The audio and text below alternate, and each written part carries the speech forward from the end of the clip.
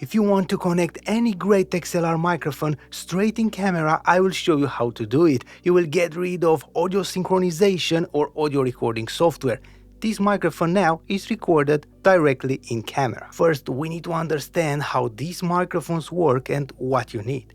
An XLR microphone requires, number one, phantom power if it's a condenser microphone like this one, or number two, powerful preamplification if your microphone is a dynamic microphone like this one. Your camera microphone port 3.5mm jack does not have either phantom power or enough power for dynamic microphones. So even if we use a cable that has an XLR port on one side and a 3.5mm jack on the other, it will not work because your camera can't power the microphone. But there is a solution, a great one. To power a condenser microphone or amplify a dynamic microphone, we need a great mic preamp that will amplify the signal and deliver it at a great healthy output for the camera through the 3.5mm jack. This is where the Zoom F3, the portable recorder, does an exceptional job. The Zoom F3 is compatible with condenser or dynamic microphones and can record internally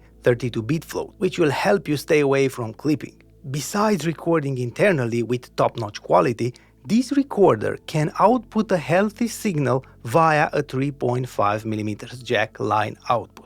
More than this, it has a limiter to be sure that the audio will not clip. I will turn off the 48V phantom power because the SM7B is a dynamic microphone and doesn't require that, and connect the SM7B to the Zoom F3. I will connect the line output to the camera's microphone input with the 3.5mm jack cable. And because the preamp of the camera is not that good, I will keep the gain in the camera as low as possible. For Sony cameras, I heard that the best is to keep it at 3. If you have other cameras, try to keep the gain as low as possible to avoid the noise introduced by the camera preamp. All I have to do now is set the output level of the line out of the Zoom F3 to the right level. Go to the line output and increase or decrease the level until you reach in camera signal around -12 dB. When speaking at the same level you will while recording, and have the microphone in the right position. 1 2 3 1 2 3. This is a test to set the level right to record the audio in camera.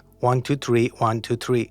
Perfect. Now, the audio will be recorded in camera, but remember, you need to set the level right, because you can record 32-bit float only internally on the micro SD card in the Zoom F3. Your camera can't record 32-bit float, the audio in the camera will only be 16-bit, but the audio will be great if you set the level right. Also, you can press record on the recorder to have a backup on the SD card if you want that. I honestly do that all the time. If you use it or not, it's your decision. But what downsides do we have?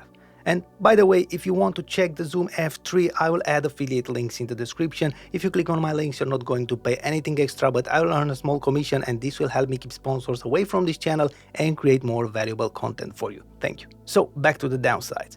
Any microphone preamp introduces an amount of hiss, noise on recordings. Zoom F3, when recording internally, has a super low noise level. If you record internally on the micro SD card, you will benefit from this low noise level. When you record in camera, you will have a small amount of noise created by the preamp of the F3 and also a little noise created by the camera preamp because you pass the audio through the camera preamp also. In the end, you will have a little bit more noise in the camera than the F3, but because the camera's preamp is set at a low level, this amount of noise is extremely low, but it's there and you need to know about it. Use the F3 to have a great 32-bit float recording as a backup and connect the line output to the camera, set the right levels and record internally, having excellent quality. But you can record directly in camera and use the best gear for nothing if you don't know the secrets to properly use your microphone or don't have a great microphone technique.